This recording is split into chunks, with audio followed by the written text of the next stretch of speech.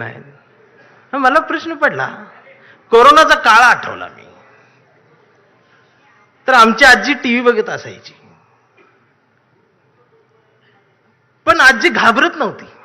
टीव्हीत फक्त उद्धव साहेबांनाच बघायची. का माहिती आहे? माझ्या आजीला टीव्हीत दिसणारा मुख्यमंत्री तिच्या लेकासारखा वाटला.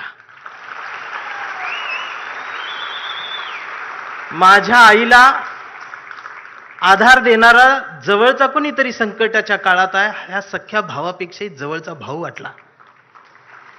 आणि आम्हाला हा मुख्यमंत्री मामासारखा वाटला.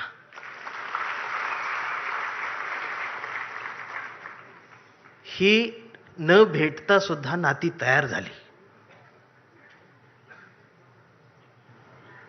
आणि तुम्हाला देवेंद्रचं देवा भाऊ होण्यासाठी 1,500 वाटावे लागले.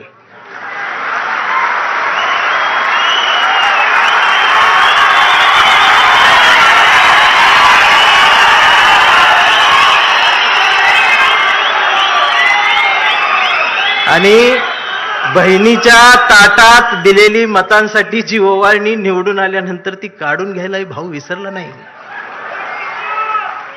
आणि तुम्ही भाऊ झालात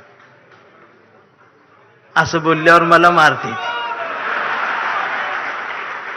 नाही, ही टीका नाही. माझं त्यांच्यावर बी प्रेम आहे. मी सगळ्यांवर प्रेम करतो.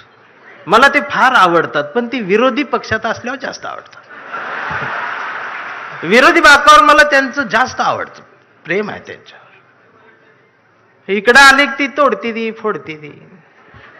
तोडा फोडा राजकारण करा, या राजकारणाची व्याख्या आता बदलली पाहिजे. माणसं जोडा, घडा आणि मराठी मन घडवा,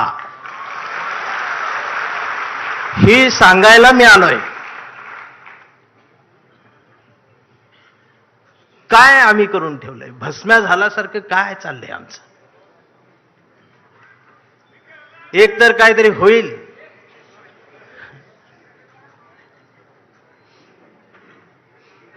आम्ही 20 मार्काचं नागरिकशास्त्र शिकलेले आहोत. त्यामुळे आम्हाला समजत नाही आमच्यासोबत काय चाललंय. आधी गुवाहाटी, आता जयपूर.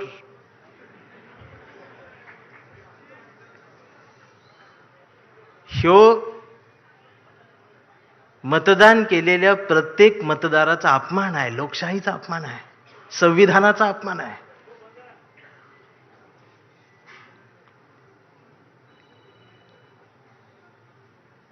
चौकात गेलो तर आज कोण म्हणतंय मी हिंदू, कोण म्हणतंय मी मुस्लिम. आधी 2च होते, बरं होतं. आता त्यात भर पडली, त्यात उपवर्गीकरण झालं. कोण म्हणते मी मराठा, मी चांभार, मी बौद्ध, मी माता, मी ह्या, मी त्या. मग मी मध्ये जाऊन म्हणतोय मी मराठी, मी भारतीय. मग मारत्यात. मग म्हणते हे नवीन काय आलं? मी म्हणतोय मी जुना आहे, कडूनो. आता हे कडू काय शिवी नाही. कडू ही महाराष्ट्रातलं प्रसिद्ध आडनाव आहे.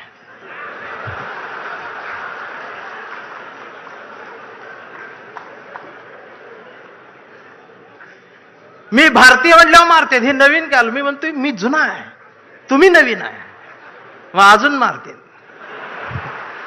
भारतीय होऊन जगायला गेल्यानंतर मी मार खायला लागलो, काळा पडत चालला.